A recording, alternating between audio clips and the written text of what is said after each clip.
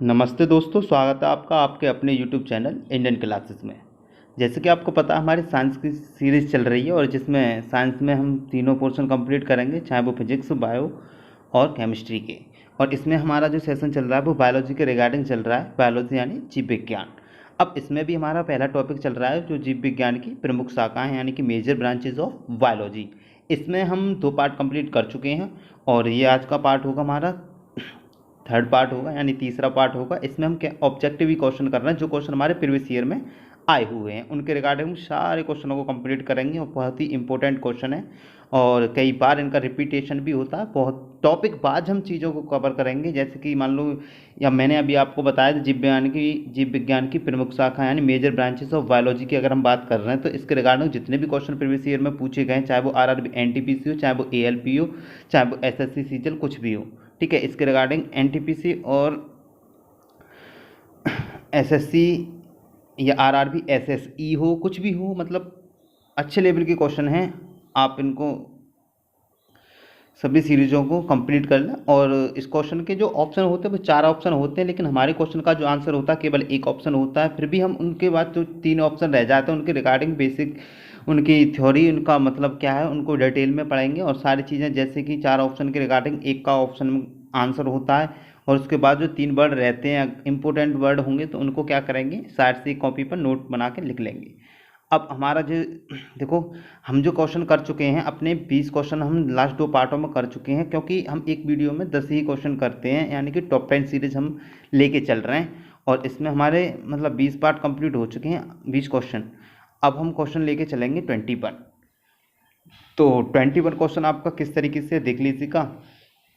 Question में बोला गया है ऑन्कोलॉजी ऑन्कोलॉजी किस बीमारी के उपचार से जुड़ा है, ऑन्कोलॉजी किस बीमारी के उपचार से जुड़ा है। तो ऑप्शन दिया है इसमें अस्थि सुषिरता और मधुमेह, कैंसर और ऑप्शन डी है वृक्क संबंधी विफलता। तो अभी हम इस क्वेश्चन का अगर आंसर की बात करें तो इस क्वेश्चन के अगर आंसर की बात करें तो इसका जो आंसर होगा वो होगा अस्थि सुषिरता। अब अगर हम इनमें टॉपिक वाइज चीज़ों को समझें तो यानी कि इनको सभी को डिटेल से समझते हैं। हम बात कर रहे हैं अस्थि सुषिरता की। तो इसमें क्या है, ऑन्कोलॉजी कैंसर से संबंधित चिकित्सा विज्ञान की एक शाखा है। ध्यान से समझें, कैंसर रोग में कोशिकाओं की अनियंत्रित वृद्धि होती है, इसे कर्क रोग कहते हैं, ठीक है, ये बात समझें। अब ये जो मैंने आपको बताया कि ये जो आपका है अस्थि सुषिरता, ये क्या है, तो यह उम्र संबंधित विकार है जिसमें अस्थि के पदार्थों में कमी की अस्थि भंग की प्रबल संभावना है। एस्ट्रोजन स्तर में कमी इसका सामान्य कारण है। इसका सामान्य कारण क्या है, एस्ट्रोजन स्तर में कमी इसका सामान्य कारण है, ठीक है। अब हम बात करते हैं इसके रिगार्डिंग, अब हम नेक्स्ट पॉइंट की बात करते हैं जो कि हमारा मधुमेह दिया है। ये मधुमेह क्या है, यह एक लंबी अवधि में उच्च रक्त शर्करा के स्तर की बढ़ोतरी होती है, ठीक है। यह अगर बात करें तो मधुमेह की अगर बात करें तो एक लंबी अवधि में यानी कि एक लंबे समय में, एक लंबे अवधि में उच्च रक्त शर्करा के स्तर की बढ़ोतरी होती है। यह अग्न्याशय यानी पैनक्रियाज के बीटा कोशिका से व्याप्त इंसुलिन का उत्पादन नहीं होने के कारण होता है। मधुमेह किस लिए होता है, ठीक है, इन चीज़ों को लिख लिया करें, ये इंपॉर्टेंट फैक्ट होते हैं। अब हम बात करते हैं अपने इस कैंसर के बारे में, हैं कैंसर। तो इन चीज़ों के बारे में आपको सारी की चीज़ें पता होनी चाहिए। कैंसर क्या है, ये अस्थि सुषिरता क्या है, ये मधुमेह क्या है, ये सारी चीज़ हमें पता होनी चाहिए। तो अभी हम बात करते हैं जो मैंने आपको बताया, ठीक है। आप लोग इनके जो जितने भी ऑप्शन में मैं जितने भी चीज़ें डिटेल से बता रहा हूँ इन सभी को कर लिया करो। अब देखें ऑन्कोलॉजी कैंसर से संबंधित, अब ये मैं हमारा जो कैंसर के रिगार्डिंग है, तो ऑन्कोलॉजी कैंसर से संबंधित चिकित्सा विज्ञान की एक शाखा है। कैंसर रोग में कोशिकाओं की अनियंत्रित वृद्धि होती है, इसे कर्क रोग कहते हैं, ठीक है। अब हम बात करते हैं अपने नेक्स्ट पॉइंट की। ये जो हमारा नेक्स्ट पॉइंट होगा, एक मिनट आप ओके, अब ये जो हमारा नेक्स्ट पॉइंट है, इसके वृक्क संबंधी सफलता, यानी वृक्क संबंधी सफलता, इस वाले पॉइंट की बात करें तो ये क्या है, वृक्क संबंधी सफलता क्या है। ठीक है, वृक्क संबंधी सफलता है क्या।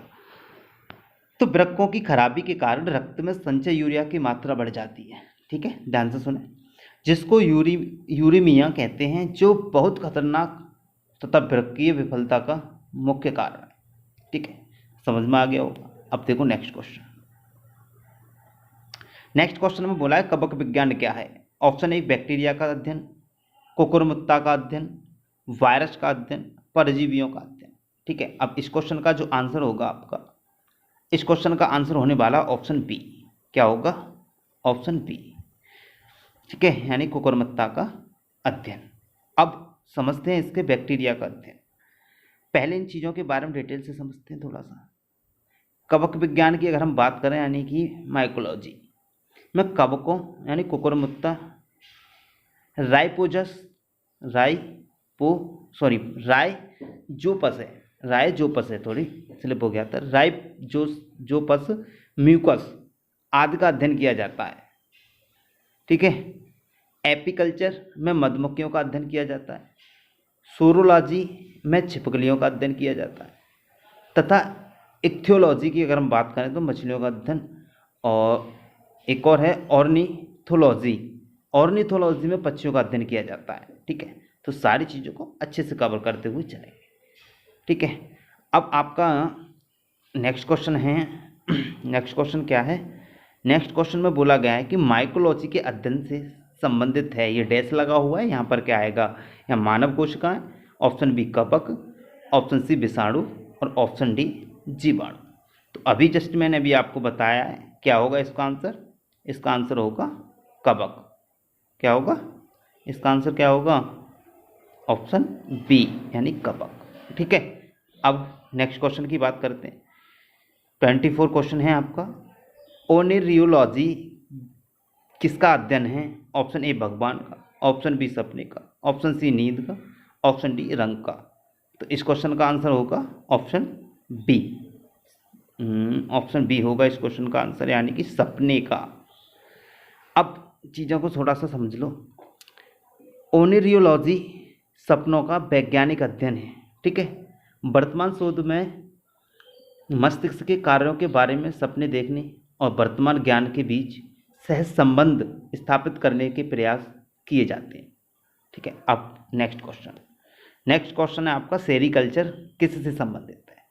अब हम सेरीकल्चर की बात करें तो इसमें ऑप्शन दे रखे हैं अभी, मधुमक्खी पालन से पौधों का विकास, रेशम के कीड़ों का पालन, ऑप्शन डी मत्स्य पालन।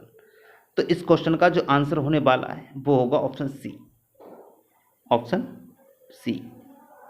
ऑप्शन सी मतलब रेशम के कीड़ों का पालन। ठीक है, रेशम के कीड़ों का पालन, ये आपका ऑप्शन सी आंसर हो जाएगा। अब सेरीकल्चर की बात करें तो इस शाखा के अंतर्गत रेशम के कीड़े के पालन और उनसे रेशम के उत्पादन का अध्ययन होता है। पिसिकल्चर के अंतर्गत मत्स्य पालन का अध्ययन किया जाता है और एपीकल्चर के अंतर्गत मधुमक्खी पालन का अध्ययन किया जाता है। ठीक है, सारी चीज़ें आपकी क्लियर हो गई होंगी। अब ये आपका नेक्स्ट क्वेश्चन है 26। तो इसमें बोला गया है टैक्सिकोलॉजी किसका अध्ययन है। इंसानी व्यवहार का, जहर का, भूचरण का और चट्टान का। इस क्वेश्चन का आंसर बताइए क्या होगा। इस क्वेश्चन का आंसर होगा ऑप्शन बी। क्या होगा, इस क्वेश्चन का जो आंसर होगा वो होगा ऑप्शन बी। ठीक है, अब हम बात करते हैं आपसे इसके बारे में, थोड़ा सा डिटेल से बात करते हैं इस क्वेश्चन के लिए। ठीक है, इस क्वेश्चन का आंसर तो रहेगा आपका बी, लेकिन चीज़ें को थोड़ा सुन लीजिएगा। जीवों के ऊपर रसायनों के प्रतिकूल प्रभाव के अध्ययन से संबंधित विधा को विष विज्ञान कहते हैं। ठीक है, इसमें विषमता के लक्षण, प्रक्रिया, मैकेनिज्म, ठीक है, प्रक्रिया यानी कि मैकेनिज्म, चिकित्सा एवं जांच आदि का अध्ययन किया जाता है। ठीक है, अब हम नेक्स्ट क्वेश्चन की बात करते हैं। अब नेक्स्ट क्वेश्चन की अगर हम बात करें, थोड़ा सा सेट कर लूँ मैं इसको जूम करके। ठीक है, नेक्स्ट क्वेश्चन है 27। टैक्सोनॉमी मूल रूप से संबंधित है? ऑप्शन दे रखा है आपको, पहला जैव विविधता, ऑप्शन बी कर ढांचा, ऑप्शन सी खगोल विज्ञान की एक शाखा, ऑप्शन डी मानव व्यवहार का अध्ययन। ठीक है, तो इस क्वेश्चन का आंसर क्या होगा, जल्दी बताइए। इस क्वेश्चन का आंसर होगा ऑप्शन ए। क्या होगा? ऑप्शन ए, जैव विविधता। अब थोड़ा सा इसके बारे में डिटेल से चर्चा करते हैं। डिटेल से चर्चा क्या करना है, देखो, टैक्सोनॉमी यानी वर्गीकी विज्ञान कहते हैं हम टैक्सोनॉमी को, समझ रहे हैं इसको, वर्गीकी विज्ञान मूल रूप से जैव विविधता से संबंधित है, जैव विविधता से संबंधित है। आधुनिक वर्गीकरण की नींव कैरोलस लीनियस ने अपनी पुस्तक सिस्टेमा नेचुरी में डाली थी। इन्हें द्विनाम प्रणाली बनाने का श्रेय भी है। इन्हें क्या है, जैसे ना कि द्विनाम पद्धति किसने दी, इस तरीके से क्वेश्चन आता। ठीक है, तो कैरोलस। अब इन्हें द्विनाम प्रणाली का श्रेय भी है। इस प्रणाली के अनुसार प्रत्येक प्रणाली के नाम का प्रथम शब्द वंश यानी जीनस को तथा दूसरा शब्द जाति यानी स्पीसीज को दर्शाता है। ठीक है, ये क्वेश्चन आपका कंप्लीट हो जाता है। अब हम करेंगे नेक्स्ट क्वेश्चन की बात, यानी कि 28 क्वेश्चन में बोला गया है जीवाश्म के अध्ययन को क्या कहा जाता है। ऑप्शन है पुराजैविकी, ऑप्शन बी जीवाश्म विज्ञान, ऑप्शन सी वर्गीकरण, ऑप्शन डी ऑप्शन डी है पुरा वनस्पति शास्त्र। तो इस क्वेश्चन का जो आंसर होगा वो होगा ऑप्शन बी। क्या होगा? Option B.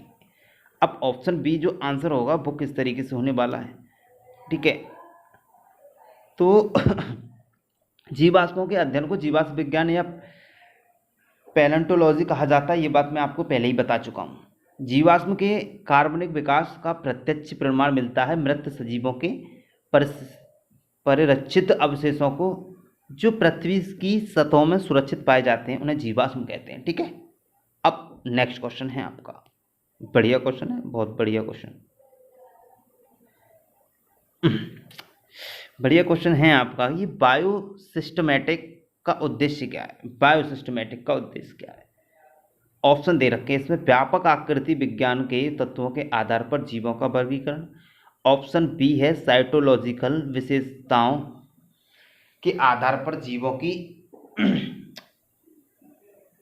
जीवों की पहचान और व्यवस्था, ऑप्शन सी जीव की विभिन्न वर्गीकी को सीमित करना और उनके संबंध स्थापित करना। ठीक है, और इसके बाद ऑप्शन डी है अध्ययन के सभी क्षेत्रों से विभिन्न मानकों की समग्रता पर उनके विकासवादी इतिहास और उनके फाइलोजेनी की स्थापना, यह फाइलोजेनी है, ठीक है, की स्थापना के आधार पर जीवों का वर्गीकरण। तो इस क्वेश्चन का आंसर बताइएगा, जो आपका ये 29 क्वेश्चन है, जल्दी बताइएगा इसका आंसर क्या होगा। उम्मीद करता हूँ आप लोग इसका आंसर कर पाएंगे, कमेंट में करें। ठीक, तो ऑप्शन होगा इसका आंसर जो होगा वो होगा ऑप्शन डी। क्या होगा? Option D. Option D answer होगा। और वो किस तरीके से होने वाला, चीज़ें समझे थोड़ा सा। तो देखो बोला गया है इसमें, पहले समझते हैं इसका आंसर तो हो जाएगा डी। और option D answer, option D है क्या? ऑप्शन डी है अध्ययन के सभी क्षेत्रों के विभिन्न मानकों की समग्रता और उनके विकासवादी इतिहास और उनके फाइलोजेनी की स्थापना के आधार पर जीवों का वर्गीकरण। ठीक है, ऑप्शन डी बायो सिस्टमैटिक का उद्देश्य है ये। ठीक है, बायो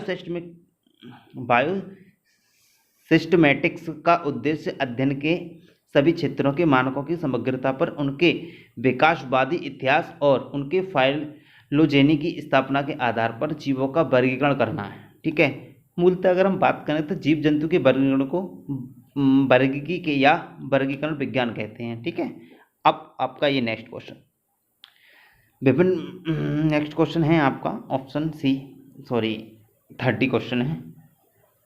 और बोला गया है विभिन्न प्रकार के ऊतकों के अध्ययन को क्या कहा जाता है? विभिन्न प्रकार के ऊतकों को ऑप्शन दे रखा, ए कोशिका जीव विज्ञान, option B cell physiology, option C cytology, option D ऊतक विज्ञान। ठीक है, तो कई बार मैं आपको बहुत सारी चीज़ें डिटेल में इन चीज़ों को पहले भी बता चुका हूँ। अब केवल इस क्वेश्चन का आंसर देखिएगा। तो इस क्वेश्चन का जो आंसर होगा वो होगा आंसर डी, आंसर डी। ठीक है, और आंसर डी की अगर हम बात कर रहे हैं तो विभिन्न प्रकार के ऊतकों के अध्ययन को ऊतक विज्ञान ही कहा जाता है। ठीक है, अब आप फिर से नेक्स्ट क्वेश्चन देखें। नेक्स्ट क्वेश्चन है आपको लास्ट क्वेश्चन होगा, जानवरों के उनके पर्यावरण के साथ संबंधों के अध्ययन को क्या कहा जाता है? इथियोलॉजी, एंटोमोलॉजी, क्लाइमेटोलॉजी, इकोलॉजी। तो इस क्वेश्चन का आंसर होगा ऑप्शन डी। क्या होगा? Option D, ecology. जानवरों के उनके पर्यावरण के साथ संबंधों के अध्ययन को इकोलॉजी कहते हैं। ठीक है, तो आज का सेशन हमारा यहीं समाप्त होता है। ठीक है, और मैं आपको बता देता हूँ कि हमारा जो साइंस की क्लास है, ये जो ऑब्जेक्टिव चल रही हैं, ठीक है, इसमें हमारा पहला चैप्टर रहा था मेजर ब्रांचेस ऑफ बायोलॉजी का। ठीक है, यानी जीव विज्ञान की प्रमुख शाखाएं, और इसके 31 क्वेश्चन मैंने आपको लगभग कंप्लीट करा दिए। अब इसके बाद हमारा नेक्स्ट टॉपिक आएगा, वो पहला टॉपिक था मेजर ब्रांचेस ऑफ बायोलॉजी का। अब अगली जो वीडियो आएगी उसका वो दूसरा चैप्टर होगा। उस चैप्टर का नाम है कोशिका। ठीक है, यानी कोशिका के अंदर सिद्धांत और उसकी संरचना और उसके कार्य, यानी सेल्स के थ्योरीज, स्ट्रक्चर्स और फंक्शंस ये दिखेंगे। और उसके रिगार्डिंग भी पहले हम सबसे सेल की अगर बात करें तो जंतु कोशिका की बात करें, यानी कि एनिमल सेल की। और जब हम एनिमल सेल की बात करेंगे उसके रिगार्डिंग एनिमल सेल के रिगार्डिंग क्वेश्चन देखेंगे। एनिमल सेल के रिगार्डिंग हो जाएंगे तो फिर हम टिश्यू वगैरह इन सबको देखेंगे। ठीक है, दूसरा आएगी हमारी पादप कोशिका यानी प्लांट सेल। ठीक है, और फिर उसमें आएगा तीसरा ऊतक यानी टिश्यू। टिश्यू में जंतु ऊतक देखेंगे। ठीक है, ऐसे ही हम आगे बढ़ते चलेंगे टॉपिक वाइज। तो कुछ भी आपका छूटेगा नहीं, और टॉपिक वाइज बहुत सारे इंपॉर्टेंट क्वेश्चन आपके कंप्लीट हो जाएंगे। तो 80% से भी ज़्यादा मैं आपसे कह सकता हूँ 90% तक लगभग आप साइंस आपकी नॉर्मली कंप्लीट हो जाएगी, और आप बहुत अच्छी साइंस अपनी कर सकते हो इन वीडियो के रिगार्डिंग। किस तरीके से? एक तो आपके ये इंपॉर्टेंट क्वेश्चन कंप्लीट हो जाएंगे, ठीक है, वो भी भौतिकी के भी, यानी फिजिक्स के भी, केमिस्ट्री के भी और बायोलॉजी के भी। अब दूसरा रहता क्या है? दूसरा रहता ये है कि भाई अब मैं इनमें पॉइंट टू पॉइंट बात करता हूँ कि ऑप्शन 4 हैं तो आंसर तो बताऊंगा अभी, उन 3 जो अदर ऑप्शन हैं उनके बारे में भी डिटेल में बताता हूँ। तो उन चीज़ों को अगर आप लिख रहे हो और उन पर रिवीजन कर रहे हो तो आपको आपके साइंस एग्जाम के हिसाब से बहुत ज़्यादा अच्छी हो जाएगी। ठीक है, आज की क्लास हम यहीं समाप्त करते हैं, बाकी कल नेक्स्ट लेक्चर देखते हैं उसमें क्या पढ़ाया मैंने आपको बता दिया है। तो जुड़े रहिए आप अपने यूट्यूब चैनल से। ठीक है, लोगों को बताइए कि अपनी साइंस यहाँ से कंप्लीट कर लो। ठीक है, वीडियो को लाइक करें, और अगर किसी भी तरह की कोई समस्या अगर वो चैप्टर के रिगार्डिंग या वीडियो के रिगार्डिंग, इस लेक्चर के रिगार्डिंग आपकी रहती है तो उसे कमेंट में करें। कमेंट करके भी आप बताएं कि आज का सेशन आपको कैसा लगा। ठीक है, okay, bye bye, take care.